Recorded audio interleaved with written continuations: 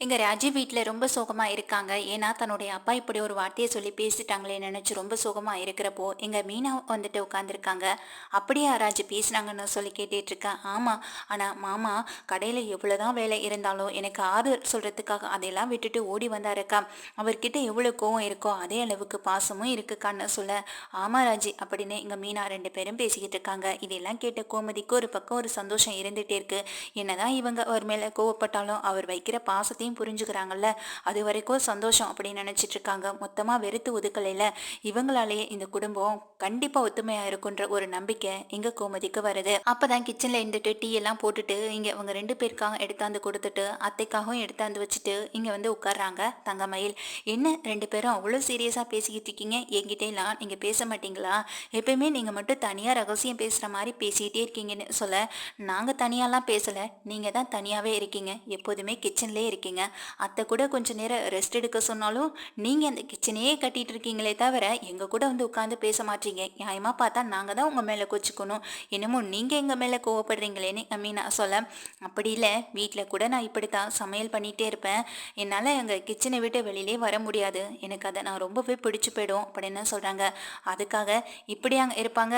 ராவும் பகலுமா இப்படி கிச்சன்லயே இருந்தா யார்கிட்டயாவது வந்து உட்காந்து பேசணுமா இல்லையா? கொஞ்ச நேரம் கூட உங்களுக்கு பேசுறதுக்கு முடியாதான்னு சொல்லி கேட்க, இங்க உடனே ராஜி மனசுல நினைச்சுக்கிறாங்க, இவங்க பேசாத வரைக்குமே ரொம்ப சந்தோஷம்தான். பேசினா தானே ஏதாவது ஒரு பிரச்சனையை கூட்டி விட்டுறாங்கன்னு மனசுல நினைச்சிட்டு இருக்காங்க. இங்க கோமதியும் தான் அள்ளிட்டு வந்த துணியெல்லாம் கொண்டு போட்டுட்டு இங்க வந்து உட்கார்றாங்க. இந்தாங்க தட்டி உங்களுக்கு தான் எடுத்துட்டு வந்தேன்னு சொல்லி கொடுக்க, முன்கூட்டியே எடுத்தாந்து வச்சுட்டு போலன்னு சொல்லி இங்க கோமதியை எடுத்து குடிச்சிட்டு இருக்காங்க. அப்பதான் இங்க தங்கமேல் சொல்றாங்க, சரி நீ கோவிலுக்கு போயிட்டு வந்தீங்கல்ல, நானும் உங்க கூட வரலான்னு தான் நினைச்சேன்.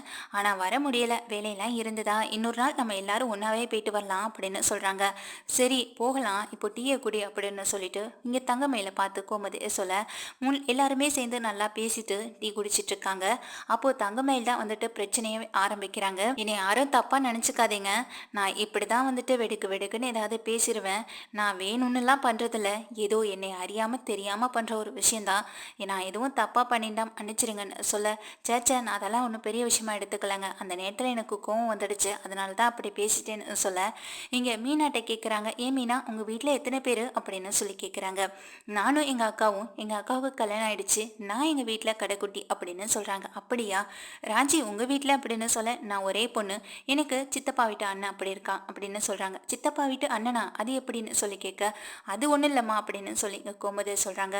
அண்ணனுக்கு முதல்ல கல்யாணம் ஆனதுல அண்ணனுக்கு லேட்டாக பிறந்தவ தான் ராஜி. சின்ன அண்ணனுக்கு முதல்லயே குமார் பிறந்துட்டான். அதனால தான் அவன் அண்ணன் முறை அப்படின்னு சொல்ல, ஓ அப்படியான்னு சொல்லி கேட்டுட்டு இருக்காங்க எங்க தங்கமயிலும். அப்ப கோமதி சொல்றாங்க, ஏன் நீங்களும் காதல் கல்யாணம் தானே பண்ணுனீங்க, அதுக்கப்புறம் நீங்க உங்க வீட்டுல உள்ளவங்க யார்கிட்டயும் பேசலையா அப்படின்னு சொல்லி கேட்க, எங்கம்மா எங்க கதைக்கு தான் ஊருக்கே தெரிஞ்சு போயிருக்குமே, ஏன் உனக்கு தெரியாதா, சரவணன் சொல்லியிருப்பானே அப்படின்னு சொல்லி கேட்க, சொன்னாரு அத்தை அப்படின்னு சொல்லி சொல்லிட்டு இருக்காங்க. இப்போ ராஜுக்கும் அதே நிலைமை தானா? அப்போ ராஜுவோட அம்மா அப்பாவும் ராஜியை ஏத்துக்க மாட்டாங்களா? ஏன்னா உங்க அண்ணனை உங்களே ஏத்துக்கல, அப்புறம் எப்படி ராஜியை ஏத்துப்பாங்கன்னு சொல்லி கேட்க, இப்போ எதுக்குங்க அது தேவையில்லாத பேச்சு? இப்பதான் அவ கொஞ்சம் கொஞ்சமா மனசுல உள்ளத கவலையெல்லாம் மறந்துட்டு இருந்தா, இப்போ திரும்பவும் வந்து ஆரம்பிக்கிறீங்களேன்னு சொல்ல, இதுக்கு தான் முன்கூட்டியே இந்த விஷயத்த சொன்னீங்களா, நான் ஏதாவது தெரியாம பேசியிருந்தா மன்னிச்சிருங்கன்னு.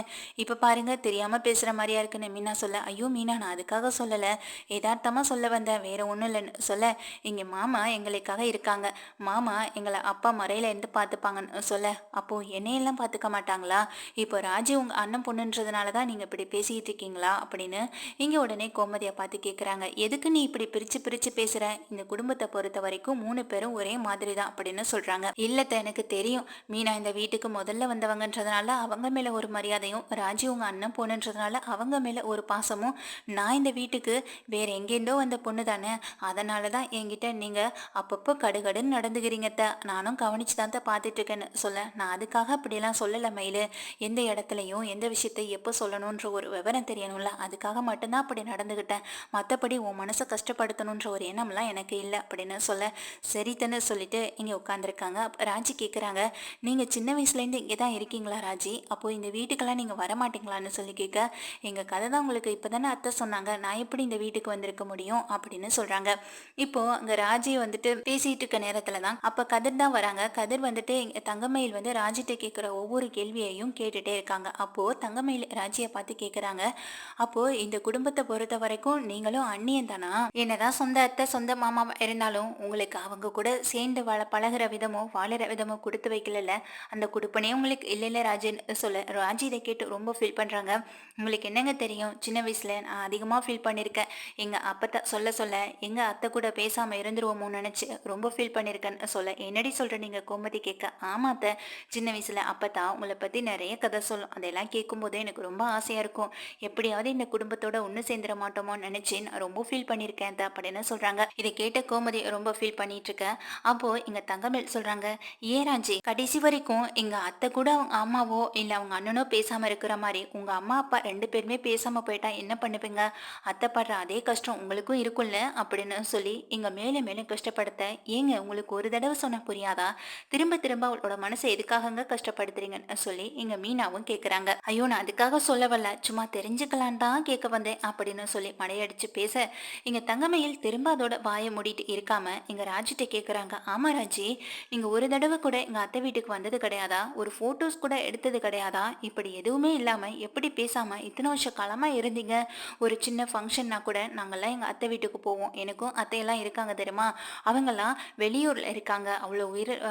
அவ்வளோ தூரத்துலேருந்து அவங்களால இங்கே வரவெல்லாம் முடியாது. ஆனால் லீவ் விட்டால் போதும், நான் என் தங்கச்சி அம்மா அப்பான்னு எல்லாமே கிளம்பி அவங்க ஊருக்கு போயிடுவோம்.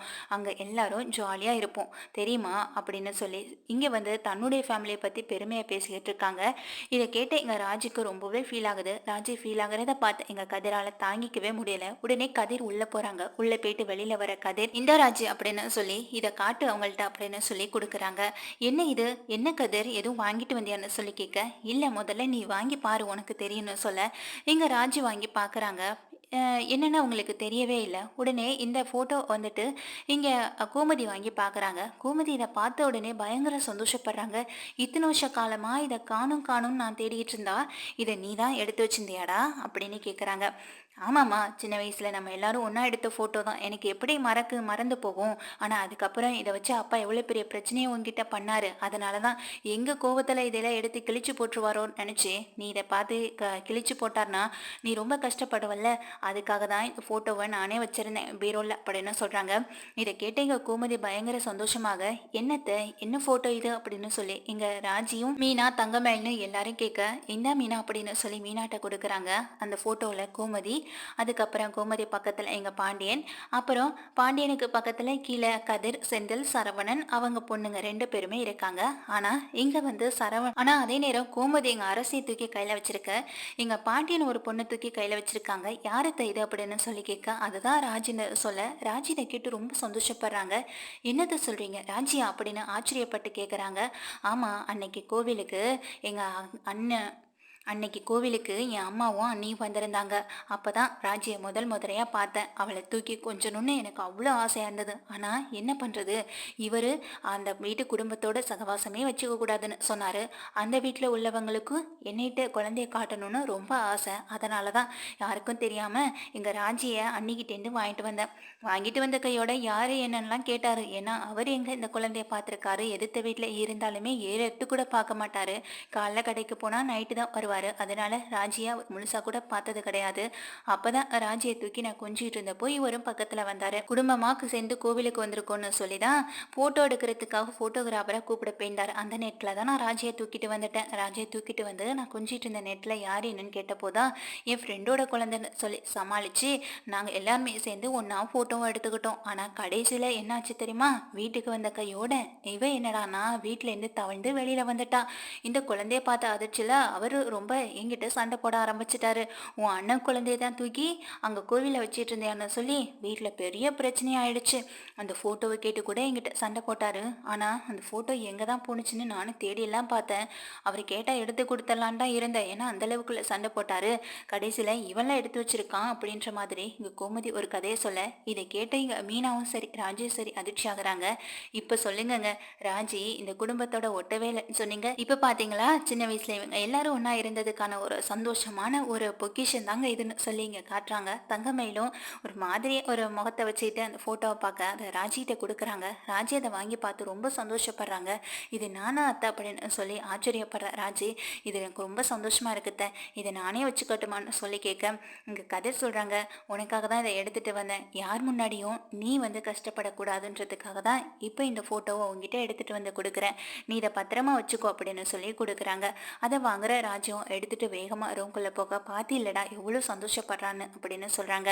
இங்கே பாருமா மயிலே, இப்போ கொஞ்சம் நேரத்துக்கு முன்னாடி தான் உங்ககிட்ட சொன்னேன், எந்த இடத்துல எப்படி பேசணும்னு ஒன்று இருக்குது, நீ ராஜியோட மனசை கஷ்டப்படுத்தணும்னு நினச்சி அவள் அம்மா அப்பாவை பற்றியும் குடும்பத்தை பற்றியும் பேச ஆரம்பித்தேன். ஆனால் இப்போ கதிர் அவள் மனசை கஷ்டப்படுத்தக்கூடாது, அவள் சந்தோஷமாக இருக்கணுங்கிறதுக்காக இப்படி ஒரு விஷயத்த பண்ணியிருக்கான். இனிமேலாவது எந்த இடத்துல எப்படி பேசணுங்கிறத தெரிஞ்சு நடந்துக்கிட்டு அது ஏற்றது மாதிரி நடந்துக்கம்மா மயிலே, யார் மனசையும் கஷ்டப்படுத்தாத அப்படின்னு சொல்லிட்டு கிளம்பி போகிறாங்க. இதுக்கு மீனாவும் எங்கள் தங்கமேல்கிட்ட சொல்கிறாங்க, எதுக்கு மேலே எல்லா இடத்துலையும் அம்மா அண்ணன் சொல்லி கொடுத்தாங்க, இதை சொல்லி கொடுத்தாங்க, அதை சொல்லி கொடுத்தாங்கன்னு இப்படி ஒன்று ஒன்றா சொல்கிறீங்களே தவிர ஆனால் எந்த இடத்துலையும் சரியாக நடந்துக்க மாட்டேங்கிறீங்களே, அப்போ அம்மா உங்களுக்கு எதையுமே சரியாக சொல்லி கொடுக்கலையா, நீங்கள் சொல்கிறதெல்லாம் பார்க்கும்போது எனக்கு அப்படி தாங்க தோணுதுன்னு வடைக்கிற மாதிரி பேசிட்டு போகிறாங்க. இது தங்கமேலுக்கு பெரிய ஒரு அசிங்கமாகவே போயிடுது.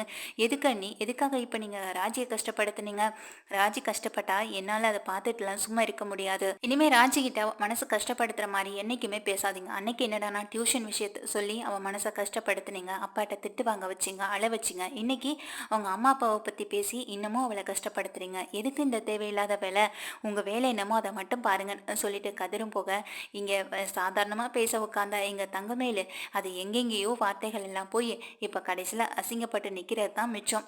இங்கே எப்படியாவது ராஜியை கஷ்டப்படுத்தணும், மீனாவை விடைக்கணும், மீனாவை கலாய்க்கணும், அவங்கள ஏதாவது கஷ்டப்படுத்தணும்னு நினச்சிட்டு வந்தவங்களுக்கு எல்லாரும் சேர்ந்து பெரிய ஒரு ஆப்பா தான் வச்சுட்டு போகிறாங்க.